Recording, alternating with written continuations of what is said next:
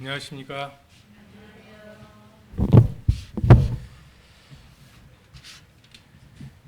저와 함께 히브리서 10장 1절부터 7절까지 있는 말씀을 같이 읽으시겠습니다.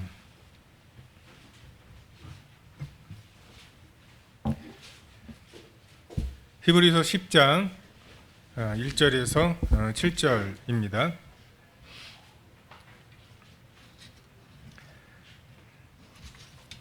찾으셨으면 같이 읽겠습니다. 시작. 율법은 장차 오는 좋은 일이 그림자요 참 형상이 아니므로 해마다 늘 드리는 바 같은 제사로는 나오는 자들을 언제든지 온전케 할 수 없느니라. 그렇지 아니하면 섬기는 자들이 단번에 정결케 되어 다시 죄를 깨닫는 일이 없으리니 어찌 드리는 일을 그치지 아니하였으리요. 그러나 이 제사들은 해마다 죄를 생각나게 하는 것이 있나니 염소의 피가 능히 죄를 없이 하지 못함이라. 그러므로 주께서 세상에 임하실 때에 이르시되 하나님이 제사와 예물을 원하지 아니하시고 오직 나를 위하여 한 몸을 예비하셨도다. 범죄와 속죄제는 범하지 아니하시나니 이에 내가 말하기를 하나님이여 보시옵소서. 두루마리 책에 나를 가리켜 기록된 것과 같이 하나님의 뜻을 행하러 왔나이다 하셨느니라.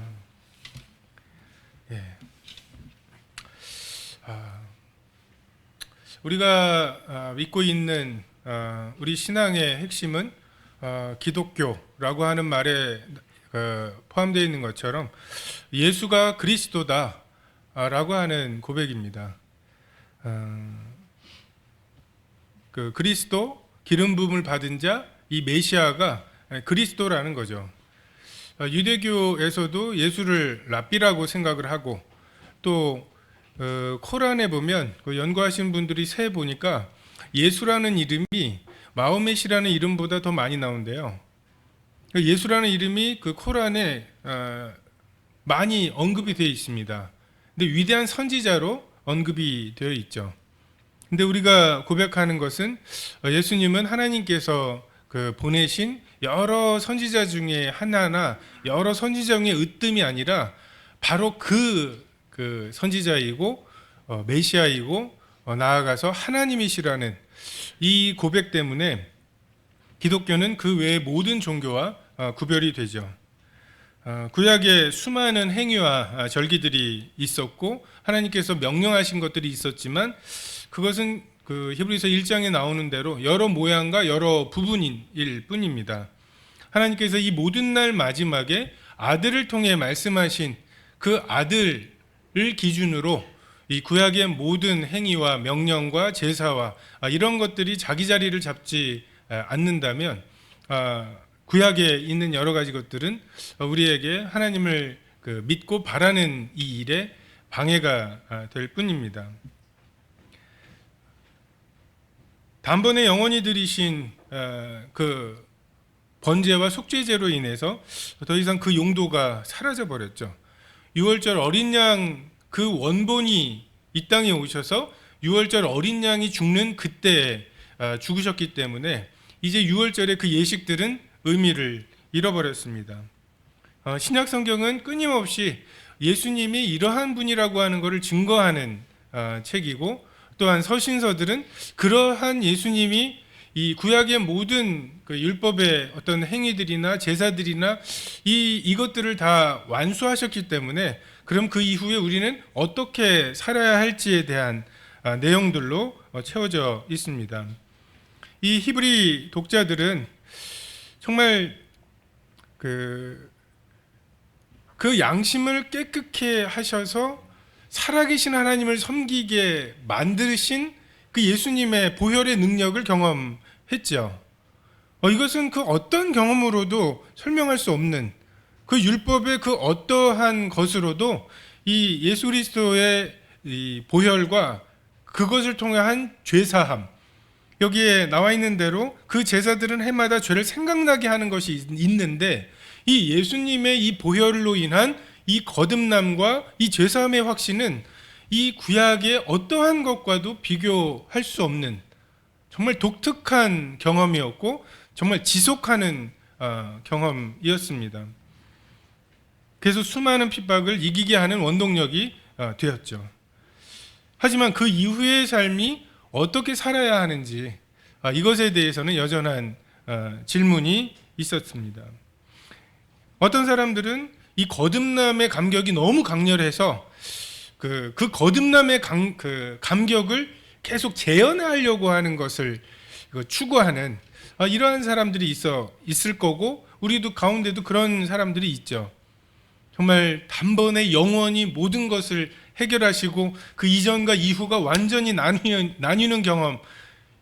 근데 이 강렬한 경험을 계속 추구하다 보면 신비주의에 빠지곤 합니다. 변화산상에 정말 예수님의 영광스러운 모습을 보고 그냥 초막을 짓고 안 내려오려고 하는 이런 거죠. 우린 내려와야 합니다. 삶의 현장으로. 그러면 거기에서 그 아들을 고쳐달라고 하는 아버지, 근데 그를 고칠 수 없는 이제 우리들의 현재가 드러나기도 하죠. 그리고 또 율법으로 돌아가자니 그리스도께서 이미 단번에 이루신 것들과 배치가 됩니다. 속죄제를 드리면서 더 이상 우리 양심에 이 속죄제, 이걸 통해서 속죄를 받는다고? 이것은 우리 양심에 도저히 예수 그리스도와 그분이 하신 일에 대한 이 깨달음이나 지식과 계속해서 부딪히는 이런 면들이 있죠. 이 당시 율법으로 돌아가려고 하는 유혹은 생각보다 집요했습니다. 먼저는 이 구원받았다고는 하지만 이 성도들에게 어려서부터 그 수많은 절기들과 함께 엮여 있는 기억과 추억들이 있었겠죠. 만약에 우리에게 설 명절을 없애고 1월 1일을 명절로 한다, 몇 년간 그랬던 적이 있죠. 근데 그 맛이 아니죠. 영 아니죠. 추석도 그냥 매년 추석이 바뀌니까 좀 불편하다, 그냥 10월 셋째 주 목금토 뭐 이렇게 해서 지키자, 이게 안 되는, 뭔가 그 명절과 또 음력으로 돌아가는 그 명절의 이것과 엮여 있는 것이 있어요. 이들도 그랬을 것입니다. 성경에 분명하게 나와 있고 수천 년 동안 지켜왔다고 하는 그 전통의 힘이 여전히 있고, 무엇보다도 십자가에 거치는 것, 십자가를 전하기 때문에 거치게 되는 것, 이러한 것들을 그치게 할 수 있다고 하는 유혹이 있었을 것입니다. 이러한 히브리 성도들에게 히브리서 기자는 율법으로 돌아가는 것이 아닌 새로운 행동의 지침을 우리에게 제시하고 있습니다. 그것은 요약하면 10장 7절에 나와 있는 내용입니다. 내가 말하기를 하나님이여 보시옵소서, 두루마리 책에 나를 가리켜 기록한 것과 같이 하나님의 뜻을 행하러 왔나이다. 율법의 어떤 행위, 이것과 이 예수 그리스도께서 우리에게 주신 본, 그분이 그렇게 사셨고 우리도 그렇게 살라고 주신 이 본의 차이는, 보시옵소서 두루마리 책에 나를 가리켜 기록한 것과 같이 내가 하나님의 뜻을 행하러 왔나이다. 구약과 신약의, 그리고 예수님의 섬김과 구약의 섬김은 좀 어떻게 다른가? 여기 말씀한 대로 책에 기록된 것 같이, 다시 말해서 하나님의 기록된 말씀 안에 있어야 합니다. 하나님께서 영감으로 성령을 통해 우리에게 말씀하신 이 말씀이 우리의 선악의 기준이 됩니다. 태초에 말씀이 계셨고 이 하나님이셨던 이 말씀이 육신을 입고 이 땅에 오셔서 예수 그리스도를 통해 하나님의 그 영원하신 말씀, 정말 세상이 창조되기 전에 있었던 이제 그 말씀이 우리에게 보여주셨죠. 이것을 통해 하나님의 성품이 드러났습니다. 하나님께서 임의로 먹으라고 하신 것과 먹지 말라고 하신 것이 구별이 됩니다. 이 심은 대로 거두게 하시는 이 하나님의 성품과 하나님의 원리가 성경을 통해 계시가 됐는데, 도박을 하면서 하나님의 그 도우심을 구하는 것은 맞지가 않습니다. 기록한 대로 하나님께서 인도하실 텐데 그것에 맞지 않게 구하면서 그 요행을 바라고 그러면서 이것을 예수님의 이름으로 구할 수 있나요? 예수님이 정말 땅에서 죄사하는 권세가 있으신 분임에도 불구하고 그분이 자신을 십자가에 들이셔서 하늘의 밀이 떨어져 죽고 많은 열매를 맺는 정말 이 원리에 있어서 주님 자신도 예외가 되지 않는 이 본을 보여주셨는데 심지 않고 거두려고 하면서 이것을 예수님의 이름으로 기도합니다라고 하나님께 드릴 수는 없는 노릇입니다. 하나님께서 분명하게 그어놓으신 경계를 넘으면서 그 하나님의 특별한 지시하심을 받아서 이런 것들을 한다고 하는, 그러니까 하나님께서 도덕적으로 일해야 된다고 말씀하시고 성품에 있어서 일해야 된다고 말씀하시고 그 교회를 섬기는 일에 있어서 일해야 된다고 하는 말씀을 하시는데 그것을 자기 임의로 이래도 돼라고 말하면서 그 하나님을 섬긴다고 말하는 것, 이게 온갖 이단들의 시작이죠. 이 온갖 이단들의 그 부조리함과 부도덕함의 시작이 이 성경 말씀, 기록된 말씀을 벗어나는 것에서, 그 권위가 나에게 있다라고 주장하는 것에서 시작이 됩니다. 하나님께 경배하고 다만 그를 섬기라고 성경에 말씀하셨는데 이 천하 만국을 우리에게 주시기 위해서 다른 누군가에게 절하는 것으로 이 천하 만국을 나에게 주실 리가 없습니다. 그래서 사탄이 나에게 절하면 이 모든 것을 너에게 주겠다고 하는 말은 명백한 거짓말이 되는 거죠. 우리가 그런 시험들을 당할 때 우리가 이길 수 있는 것이 하나님은 그런 분 아니야. 그걸 어떻게 알아? 말씀에 그렇게 나와 있어. 기록된 바라고 대응할 수 있는 거죠. 높은 곳에서 떨어지지 않게 하시는 하나님의 방법은 여기 높구나, 여기서 떨어지면 안 되겠구나라고 하는 생각과 두려움입니다. 근데 그런 것을 불구하고 내리면서 천사들이 내 발을 잘 받들어서 다치지 않게 해주기를 바라는 것, 이것에 대해서 예수님께서는 주 너희 하나님을 시험하지 말라고, 그 기록된 말씀을 통해서 계시하신 하나님의 성품과 다른 것을 구하면서 하나님의 도우심을 구하는 것은 하나님을 시험하는 것이라고 말씀하시죠. 애굽의 총리가 되어 어릴 적의 꿈, 하나님이 주신 비전, 이 명백한 꿈을 이루기 위해서 그 보디발의 아내의 유혹에 타협을 했어야 하나요? 하나님은 그런 방법으로 그 꿈을 이루실 수밖에 없는, 우리가 좀 도와드려야 그 꿈을 이루실 수 있는 그런 분인가요? 그렇지는 않다는 거죠. 하나님의 뜻은 하나님의 때, 하나님의 방법으로 되어야 합니다. 이 세 가지 중에 하나라도 어긋날 때, 하나님의 뜻이 아니거나 또는 하나님의 뜻이 분명함에도 불구하고 하나님의 때가 아닐 수가 있습니다. 분명히 하나님께 내가 받았는데 형들이 나를 팔아요. 때가 아닌 거죠. 기다려야 합니다. 그리고 하나님의 방법으로 되어야 합니다. 보디발 대단한 사람이야. 보디발이 아내에게 잘 보여서 보디발에게 뭔가 해서 총리가 될 수 있을까? 하나님의 뜻이 전혀 아닙니다. 저도 이게 미국에 가려고 준비를 대학교 4학년 때 하고 졸업하고도 1년을 했습니다. 근데 미국 비자가 떨어졌어요. 근데 미국 비자를 떨어진 게 뭔가 중요한 서류 하나를 실수로 넣지를 않아서 떨어졌어요. 첫 번째로.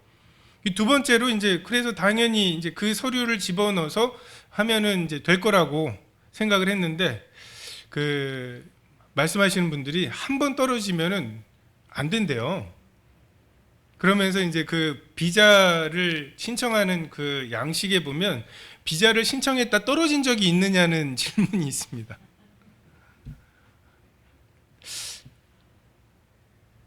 그것에서 있다고 말하면 아예 서류를 보지도 않는다는 거예요. 그게 어제 떨어졌는데 오늘 다시 내는 거거든요. 그러니까 아예 다시 보지를 않는다고. 그래서 이거를 빈칸으로 놓을까 온갖 생각을 하는데 거짓말을 해야만 미국에 가서 성경을 공부할 수 있다면 이게 하나님의 뜻인가? 라는 생각이 들었어요. 그래서 이제 떨어진 적이 있다고 체크를 하고 5번을 내리 떨어졌습니다. 그래서 결국 못 가고. 근데 아직도 모르겠어요. 뭐 어떻게 했어야 하는지. 근데 정말 하나님의 기록하신 말씀, 그러니까 거짓말하지 말라는 말씀을 그냥 순종한 것이 미국 가서 제가 4년 동안 뭘 배웠을 수 있는지 모르지만, 뭘 제가 놓쳤는지는 모르지만 그것에 대해서 주님이 보상하실 거다라는 생각이 듭니다. 하나님은 책에 기록된 것대로 역사하신다.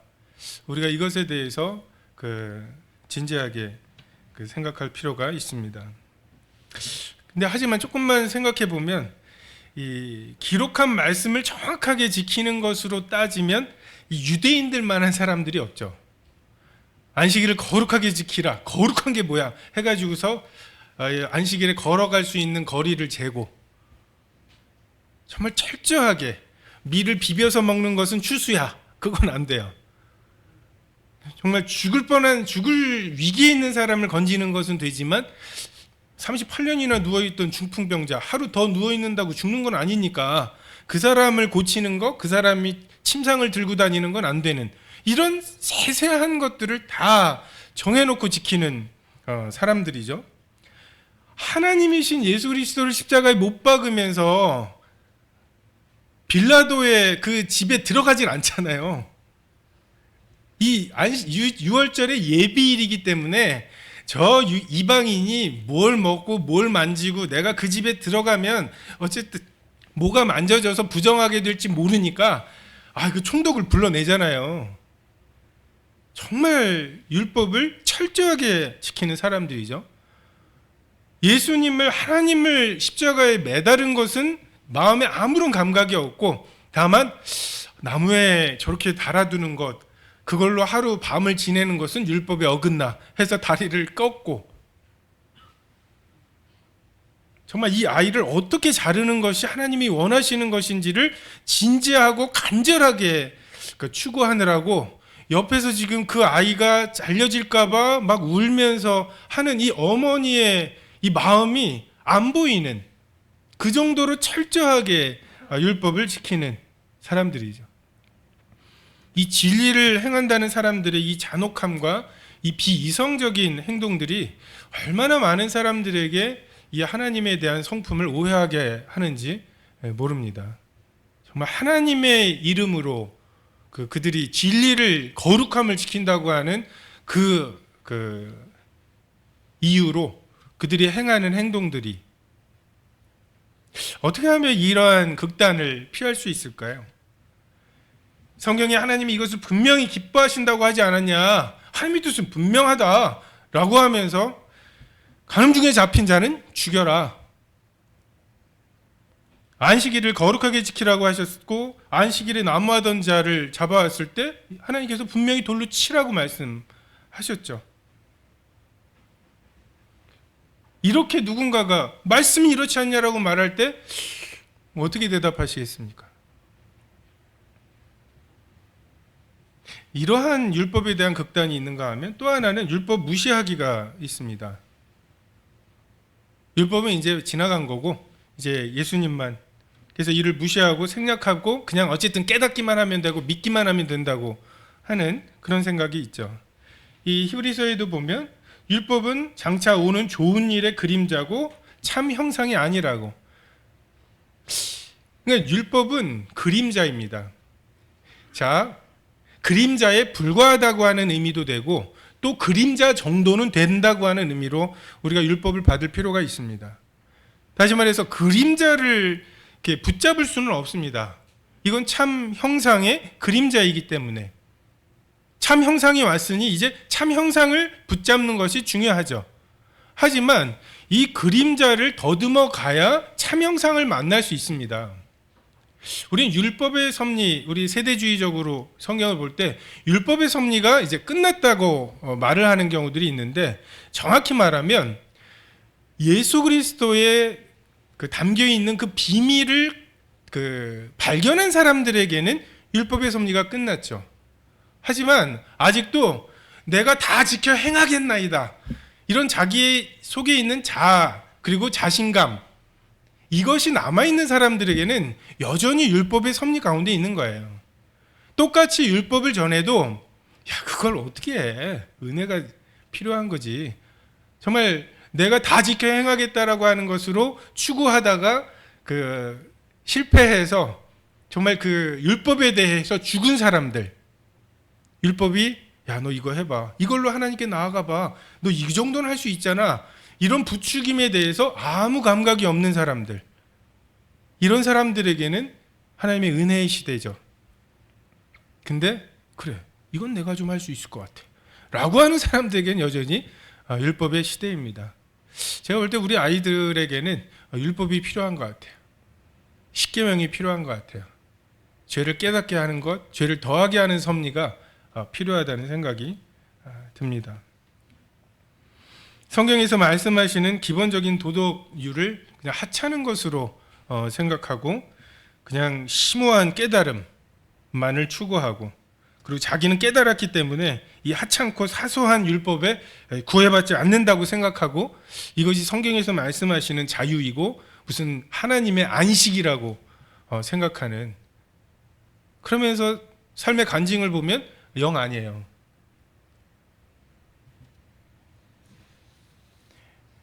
오늘 하루 말씀 안 읽었다고 막 전전긍긍하면서 이런 것도 잘못된 거지만, 나는 말씀 같은 거 매일같이 그렇게 큐티하고 이런 수준은 아니야 라고 말하는 것도 좀 교만하고 위험한 일입니다. 두루마리 책에 기록된 그대로 준수하면서 가는 중에 잡힌 여인에게 긍휼한 마음을 갖게 되는, 이것은 어떻게 할 수 있을까요? 모압 사람은 하나님의 회에 들어올 수 없다라는 말씀을 알면서도 이 모압 여인이었던 룻에게 어떻게 하면 긍휼을 베풀 수 있을까요? 율법의 정신을 이해하면서 다른 한편으로 율법에 매몰되지 않는 방법, 이것이 예수님께서 섬기셨던 이 섬김의 모습입니다. 그 첫 번째, 극단을 피할 수 있는 첫 번째 방법은 이 예수 그리스도라고 하는 여과지인 것 같습니다. 우리가 이 예수 그리스도라고 하는 것에 우리의 생각이나 우리의 깨달음이나 이런 것들을 통과시켜 볼 때, 이것은 좀 지나친 거였구나 라고 하는 생각들을 할 수 있다고 생각이 됩니다. 은혜와 진리가 동시에 충만하신, 그것도 그냥 은혜로운 율법과 좀 공의로운 율법이 동시에 있는 책 정도가 아니라 그분의 인격 속에서 공의와 은혜와 진리, 정말 주님의 인자하심과 거룩하심이 입맞추는, 이것이 예수 그리스도이시죠.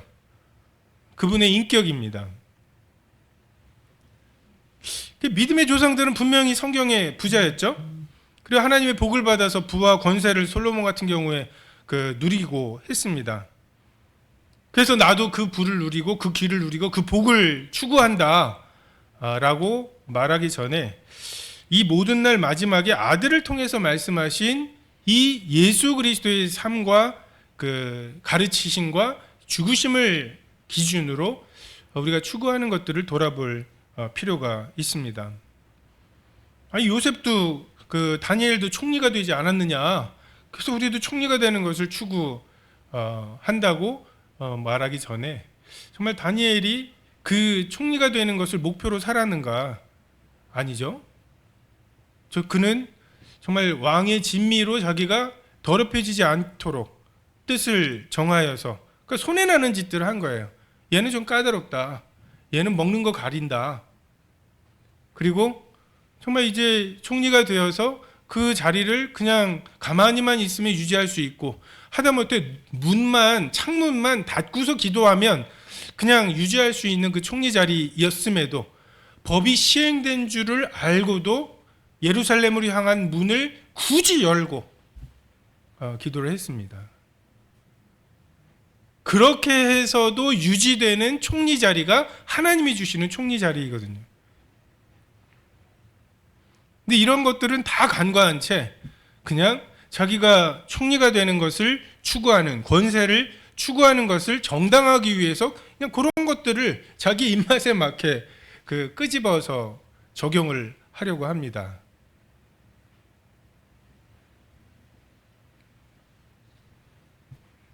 예수 그리스도는 어떻게 하셨는가? 정말 우리가 우리 아이를 낳았지만 이렇게 나올 줄 몰랐죠? 만약에 설계하실 수 있다면 어떻게 하시겠습니까? 우리 아들은, 딸은 이렇게 설계하실 수 있다면 어떻게 하시겠습니까? 유일하게 그것을 설계하고 나오신 게 예수님이시죠. 고운 모양도 풍채도 사람이 보기에 흠모할 만한 것이 없는 모습으로 예수님이 이 땅에 오셨던 것을 생각할 때, 그러니까 우리의 생각과 정말 하나님의 생각이 얼마나 다른가. 성경에 보면 그 좌파 있죠? 저 남미의 막 좌파들이 인용하는 게 해방신학입니다. 해방자로 오신 예수님. 그게 다 성경에 나와요. 그들이 근거로 해방신학의 근거가 성경입니다. 근데 히틀러부터 시작해서 무솔리니 이런 우파들, 극우라고 말하는 사람들의 근거도 성경입니다. 성경에서 자기가 원하는 것만 끄집어서 만들면 저 왼쪽 끝에서부터 이 오른쪽 끝까지 다 자기 욕심대로 만들 수 있는 책이 성경이에요. 근데 그것을 정말 예수 그리스도는 어떻게 가르치셨는지, 어떻게 사셨는지, 어떻게 죽으셨는지, 그 죽으심에 대해서 하나님은 어떻게 평가하셨는지, 이것을 우리가 겸손하게 듣고자 하는 마음으로 보지 않으면 우리도 우리 욕심대로 성경을 인용하면서 성경대로 산다고 스스로를 속일 수 있습니다. 두 번째로는 오늘날도 말씀하시는 하나님과의 관계가 아닐까. 그냥 활자화되어서 성경에 박혀있는, 고정되어 있는 하나님이 아니라 오늘도 예배 시간에, 말씀 시간에, 큐티하는 동안에 또 큐티한 것을 나누어주는 그 누군가를 통해서 하나님께서 내게 오늘 말씀하신 이런 말씀들, 내가 고민하는 어떤 문제들에 대해서 하나님은 오늘날도 해답을 주실 수 있다. 이 고민에 대해서 성경은 이렇게 얘기하고 있어 라고 하는 어떤 교리와 지식의 체계가 아니라 오늘날에도 여전히 말씀하시고 똑같은 말씀인데 성령께서 해필 그날 강하게 조명해 주시는 이런 것들을 통해서 우리를 인도하실 수 있다. 살아계신 분이시다. 라고 하는 것, 이걸 위해서 가장 중요하게 필요한 것은 순종하고자 하는 마음입니다. 듣고자 하는 귀죠. 들을 귀죠. 그리고 이러한 그 마음과 귀는 하나님과의 친밀한 사귐에서 나오죠. 그러니까 성전에서 막 장사를 해요. 거기서 이득을 봐요. 그래서 성전을 정화하시는 예수님을 보면서 정말 메시아가 오시면 지금 이 시대에 이 상황에서 뭐라고 말씀하실지를 간절히 구하는 마음이 아니라 저렇게 하면은 지금 다달이 얼마씩 들어오는 게 안 들어오겠네? 이런 경제적인 욕심이 내 마음을 사로잡고 있는 동안에 이 성전은 만민이 기도하는 집이라는 하나님의 말씀 안 들립니다. 하나님 참 인격적이시죠? 우린 막 이렇게 죽다 살아난 거, 사업 망했다가 다시 재기한 거, 막 이런 이제 간증들 통해서 하나님 그렇게 말씀하시는 것처럼 보이지만 사실 하나님은 말씀으로 말씀하십니다. 성경을 통해 말씀하십니다. 세미하게 말씀하세요.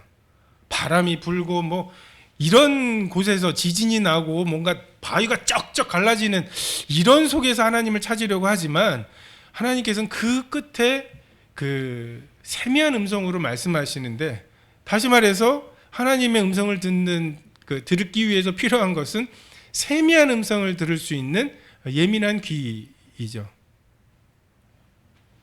들을 귀가 있는 자에게는 정말 천지에 충만하신 하나님을 경험하게 되죠. 어떤 곳에서도 말씀하실 수 있어요. 저 우연히 뉴스를 보다가 이제 어떤 분이 막 이렇게 가난한 나라에서 사회 사업하는 거 있죠. 하수구 없는 데에서 하수구 만들어주고 하수도 만들어주고 뭐 이런. 근데 그걸 그냥 뉴스로서 보여준 거거든요. 근데 이 보시는 분이 건축하시는 분이에요. 근데 딱 보고는 그 뒤에 있는 무언가를 봤나 봐요. 그냥 쭉 화면이 지나가다가 자비량 선교사, 자기가 자기 일을 하면서 이제 선교 일을 하는, 그래서 그분의 어떤 비전이 바뀌었어요. 그걸 고민하고 있는 사람에게 하나님께서 어쨌든 좀 말씀해 주시기를, 나의 어떤 진로에 대해서 말씀해 주시기를 간절히 구하고 있는 사람에게만 보이는 그 화면에 쑥 지나가는 그 한 장면이 하나님께서 그에게 충분히 말씀하실 수 있는 거죠. 고침을 받을까 두려워하는 동안 우리 귀는 둔합니다. 우리 마음은 완악하여져서 깨닫게 될까 봐 두려워하고, 그러면 듣기에 둔하고 깨닫기에 둔하게 되죠. 이렇게 될 때 엉뚱한 짓을 해요. 하나님의 뜻을 분별하기 위해서 이 완악함을 버려야 되는데, 이게 유일한 해결책인데, 하나님의 뜻을 이렇게 성경 막 들추다가 점을 찍거나 이렇게 마치 이 사울이 사무엘을 불러내는 것처럼, 하나님이 그렇게 말씀하실 리는 없잖아요. 무수히 사무엘을 통해서 말씀하셨잖아요. 그것을 다 무시하고 엉뚱하게 하나님의 뜻을 구하는 이러한 오류가 있습니다. 예수님의 섬김의 또 하나의 특징은 내게 대하여 기록된 것을 행하러 왔나이다. 우리 각자에게 하나님의 개인적인 뜻이 있습니다. 하나님께서 임의로 먹으라고 하신 그 넓은 폭이 있지만, 그 중에 우리 각자에게 하나님이 맡기시는 어떤 일들이 있어요. 참 기록된 말씀은 하나고 동일한 내용인데, 그 말씀에 대해서 순종하는 게 참 다양하죠. 마치 사도행전에서 베드로가 복음을 전했을 때 곳곳에서 온 사람이 각각 자기 나라 말로 받았던 것처럼, 동일한 말씀에서 깨달음이 참 다양한 것을 보게 됩니다. 진리가 하나임을 우리가 굳세게 전해야 될 필요와 함께 그 표현에 있어서 굉장히 다양하다. 교회의 하나됨과 통일성과 그 다양함의 균형을 우리가 계속 붙잡을 필요가 있습니다. 어떤 분이 우리에게는 9가지 정도의 뭔가 영적인 특성들이 있다고 말을 합니다. 어떤 사람들은 하나님의 창조물 속에서 하나님을 발견하는 경우도 있어요. 이런 건물 속에서 하나님 섬기는 거 말고 소풍 갔을 때 주 하나님 지으신 이러면서 뭔가 따사로운 햇살과 이런 곳, 그랜드 캐년 이런 데에서 이게 하나님이시지 하면서 이제 뭔가 자연 속에서, 그리고 어떤 감각주의적인 그것을 좋아하는 사람도 있대요. 향 같은 거 있죠. 냄새가 이렇게 어디 딱 들어가면 그 특유의 냄새가 나거나, 아니면 어떤 시각적인 것들을 통해서 이게 하나님이시고, 또 어떤 전통적인 사람들도 있습니다. 그래서 뭔가 이렇게 좀 잘 짜여진 순서대로 좀 잘 짜여지고 좀 엄숙하게 진행되는, 그리고 이렇게 목사님 말씀하실 때 뒤에서 뭔가 이렇게 햇빛도 쫙 이렇게 하고 스테인드 글라스에서 이렇게 형형의 뭔가가 이렇게 딱 오는, 말씀은 잘 못 알아듣고 하더라도 그걸 하고 나면 뭔가 이렇게 뿌듯함이 있는 거예요. 불교에서도 이렇게 뭔 소리인지 모르지만 이렇게 독경을 하고 나면 끝났어. 하고 나면 뭔가 이렇게 뿌듯함. 그리고 금욕주의적인 영성도 있답니다. 뭔가 자기를 좀 이렇게 자기의 욕구를 절제하고, 그러고 나서 이렇게 오전만 금식해도 우리의 마음이 참 많이 가난해지잖아요. 우리의 몸과 마음이 가난해지잖아요. 이제 그런 속에서 느끼는 하나님. 또 어떤 분들은 행동주의적인, 그래서 이런 분들은 투쟁하고 악과 싸우고 맞서고 막 이 사회 참여 그리고 막 동성애 뭐 이런 거에다 이제 막 할 때 이게 하나님은 일을 하고 있다라는 뿌듯함을 느끼시죠. 그리고 박애주의적인 누군가를 섬기고 사랑하고 이럴 때 느끼는, 그리고 막 열정주의적인 사람들 막 축제를 벌이고 막 이렇게 뭔가 행사들을 하고 막 할 때, 그리고 깊은 묵상을 하고 그 묵상 가운데에서 뭔가를 이렇게 발견해 나가는 것을 좋아하는 사람들, 그리고 지성주의라고 말씀의 의미를 깨닫는 이런 것들을, 여러분들은 어떤 것에 좀 마음이, 어떤 설명에 좀 마음이 좀 내가 저런 게 있었구나라고 하는 생각이 드십니까? 저는 지성주의인 것 같아요. 말씀을 준비할 때 밖에 뭐 감동을 드리거나 뭐 이런 것보다도 혹시 이 말씀에 비약이 있지 않을까, 이 논리적으로 뭔가 이렇게 그러지 않을까, 성경 전체의 흐름과 좀 다르지 않을까, 막 이런 것들이 제일 많이 신경 쓰는 걸 보면, 근데 저도 이것들을 이제 어떤 분이 책 선물을 주셔가지고 이거를 이제 보고는 이런 성향들이 있구나, 이 은사에 따라서도 좀 다른 것 같습니다. 그래서 저희도 학교에서 이렇게 보면은 어떤 교장 선생님은 국민 의례를 꼭 해야 돼요. 선생님들끼리 아는 사람들끼리 하는데도 국회에 대한 경례랑 막 이렇게 애국가 제창 이런 걸 민망하게 서로 해야 돼요. 근데 어떤 분들은 그걸 꼭 하냐고 하면서, 그러니까 이제 전통주의적인 어떤 그 성향이 있는 분들은 그게 편안한 거죠. 애국가 제창하고 그다음에 뭔가를 좀 이렇게 그 순서대로 하는 게, 이런 다양함 때문에 똑같은 말씀을 들어도 이거는 이제 나가라는 거 아니야, 나가서 이제 뭔가 이렇게 하나님의 뜻을 위해서 뭔가 사회 참여를 하고 막 하라는 거 아니야 라고 받아들이기도 하고, 좀 앉아 있어, 깊이 좀 묵상을 해봐, 깊이가 없어 사람이, 뭐 이러면서 이제 그런 이제 서로 다른 적용이 됩니다. 그래서 내게 대하여 두루마리 책에 기록된 이것을 행하기 위해서 우리가 남의 흉내내는 것을 좀 멈출 필요가 있다. 나는 나예요. 하나님께서 지금 또 다른 모세와 또 다른 다윗을, 그리고 또 다른 바울을 필요로 하시는 것이 아니라 성령찬을 원하시는 거예요. 어린아이와 젖먹이 입으로 말미암아 권능을 세우시는, 그러니까 어린아이가 할 수 있는, 그 젖먹이가 할 수 있는 그것으로 채워야 되는 주님의 권능이 있는 것이죠. 향유 옥합을 깨뜨리는 그 장면에서 저 같은 경우에 연력학 제2법칙, 엔트로피 증가의 법칙, 저 퍼져나간 향기는 다시 돌아오지 않는다, 이런 팍팍한,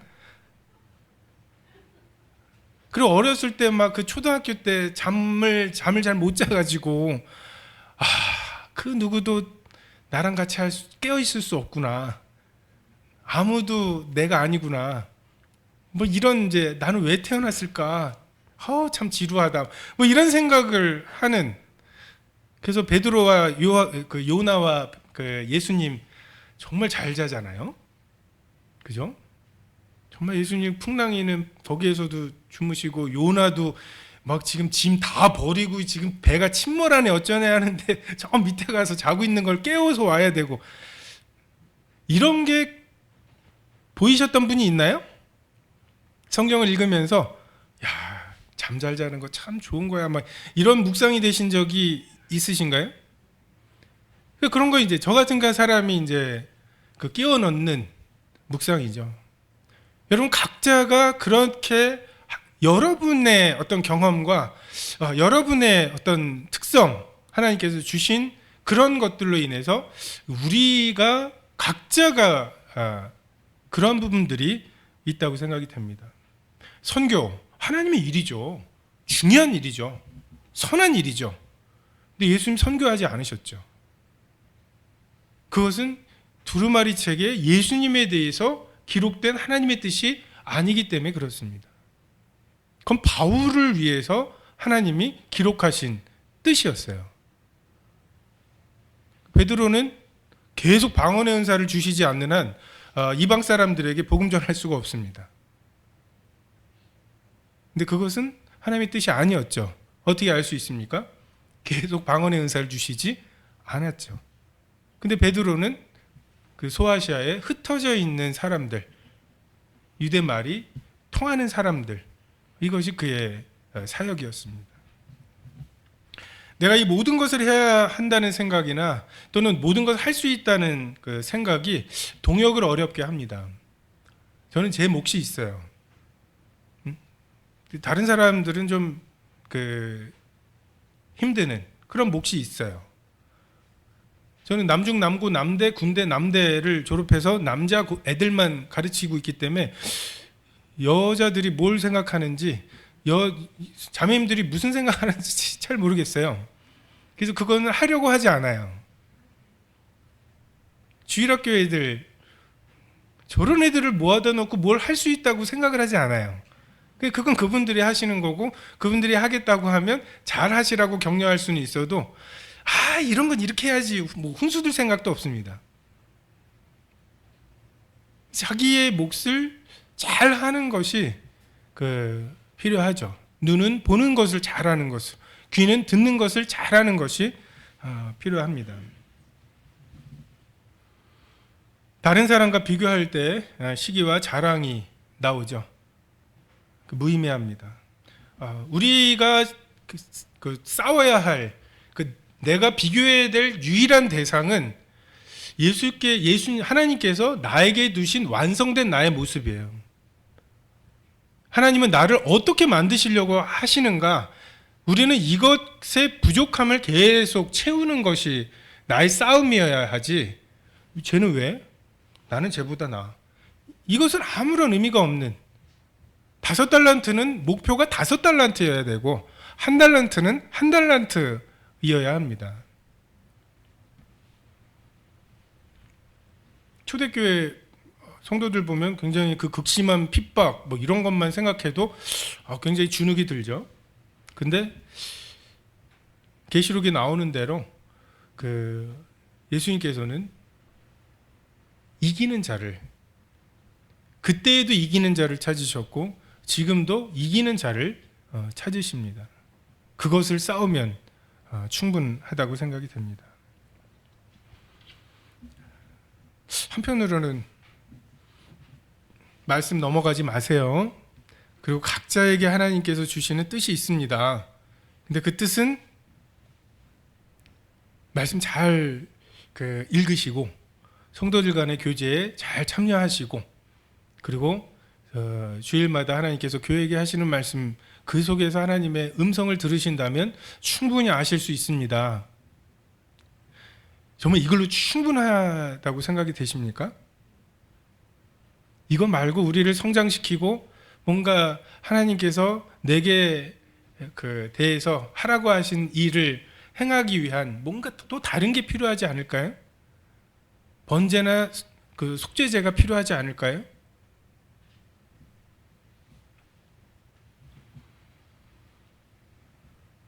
이것으로 충분하다고 하는 하나님의 말씀, 이제 교회는 그렇게 설계되어 있다는 거죠. 거듭난 성도들에게 꾸준히 읽는 말씀과 그리고 성도들 간의 교제, 주일날 들려지는 말씀, 그리고 주님께 드리는 예배, 이것으로 하나님께서는 충분히 우리들에게 난 너에게 이것을 원한다 라고 하는 것을 말씀하실 수 있고, 그래서 속죄나 번제제를 번제로 돌아가지 말고 그냥 하나님께서 그렇게 해서 두루마리 책에 내게 대하여 기록된 것과 같이 하나님의 뜻을 행하러 오신 예수님처럼 우리도 동일하게 그렇게 살아갈 수 있다고 주님 말씀하시죠. 이 예수님의 십자가를 위해서 필요했던 것이 여러 가지가 있었습니다. 예수님의 헌신이 무엇보다도 필요했죠. 하지만 주가 쓰시겠다라고 하는 그 말 한마디에 나귀 새끼를 내어주었던 그 누군가, 이름도 모르죠. 그 누군가가 있었기 때문에 스가랴서에 정말 그는 겸손하여서 나귀 새끼를 타고 오신다고 하는 그 말씀이 이루어지죠. 누군가가 그 호지 않고 통으로 짠 속옷을 예수님께 드렸죠. 그렇기 때문에 그 예수님에 대하여, 두루마리 책에 예수님에 대하여 기록된 말씀 중에 하나가 저들이 내 겉옷을 제비 뽑고 내 겉옷을 나누고 내 속옷을 제비 뽑나이다. 아니, 속옷이 호지 않 그렇게 좀 잘 짜여진 게 아니면 나눴을 거예요. 겉옷처럼. 자, 여기까지 네가 가져가고 너 여기까지. 근데 겉옷은 나눠야 되고 속옷은 제비 뽑아야 되거든요. 그 제비 뽑기 위해서는 통으로 짠 속옷을 입고 계셔야만 했어요. 그 누군가가. 부여에 있던 아리마대 사람 요셉이 예수님의 시체를 달라고 했어야 정말 죄인들과 같이 취급을 당하셨던 그분이 부자의 묘실에 누이셔야 한다는 두루마리 책에 기록된 그 말씀이 이루어지는 거죠. 감사하게도 예수님께서는 이 교회를 위한 고난을 남기셨습니다. 주님이 다 하신 게 아니라 십자가에 있어서도 주님이 그 말씀을 다 주님이 이루신 게 아니라 그 사람들을 위해 그 말씀들을 남기셨어요. 우리에게도 정말 두루마리 책에 우리에 대해서 기록된 말씀이 남아 있습니다. 우리가 그것을 위해서 살아갈 필요가 있습니다. 또한 주님의 부활을 예표하기 위해서 나사로를 잃은 마리아와 마르다의 그 나흘간의 슬픔이 있죠. 왜 안 오셨을까? 오실 수 있었는데, 그때 오셨더라면 안 죽을 수 있었을 텐데, 주님 우리를 사랑하신다면 하면서 정말 이해 안 되는 사일이 있었어요. 근데 그렇게 오셔가지고는 우셔요. 예수님이. 이게 뭐지? 안 죽게 하셨을 수 있는 분이 죽을 때까지 기다리시다가 왜 우시지?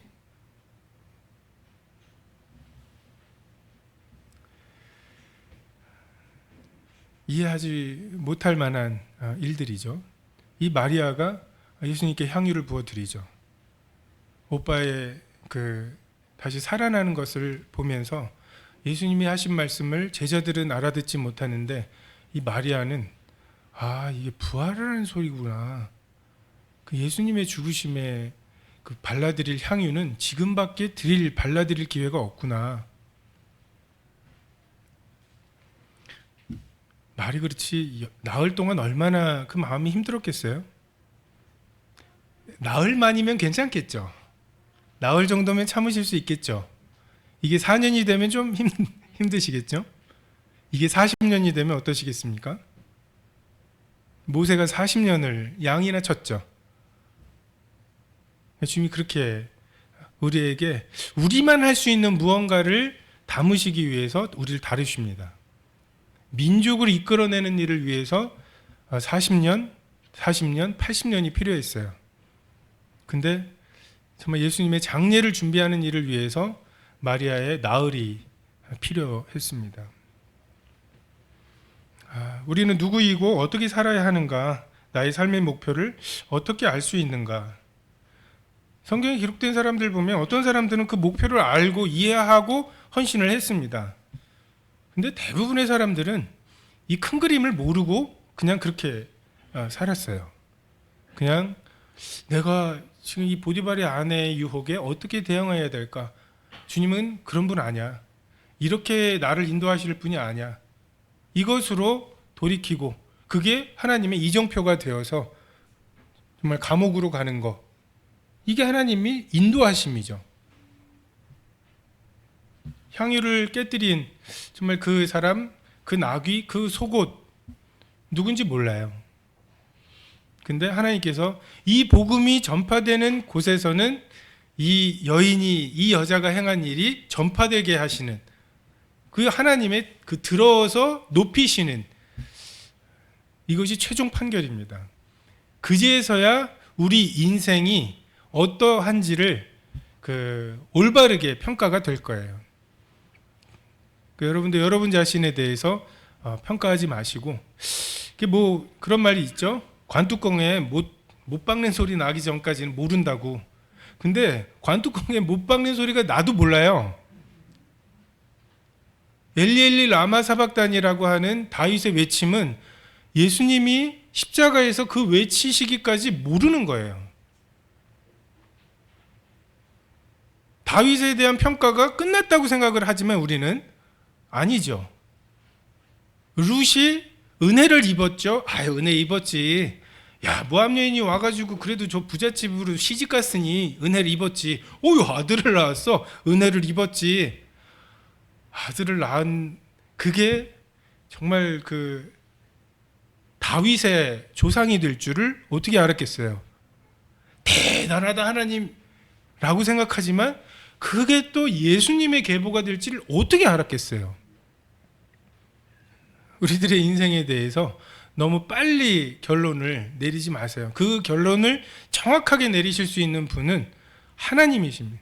심판하실 분은 하나님이시고 그분 앞에서 그분이 드시는 것, 그분이 아니라고 하시는 것, 이것에 대해서 판가름 나기까지 자기 자신에 대해서 또는 다른 사람에 대해서 판단하지 마시고 우리가 드려야 할 기도는 우리를 불쌍히 여기시고 우리를 도우소서라고 하는 기도가 아닐까 생각이 됩니다. 기도하시겠습니다.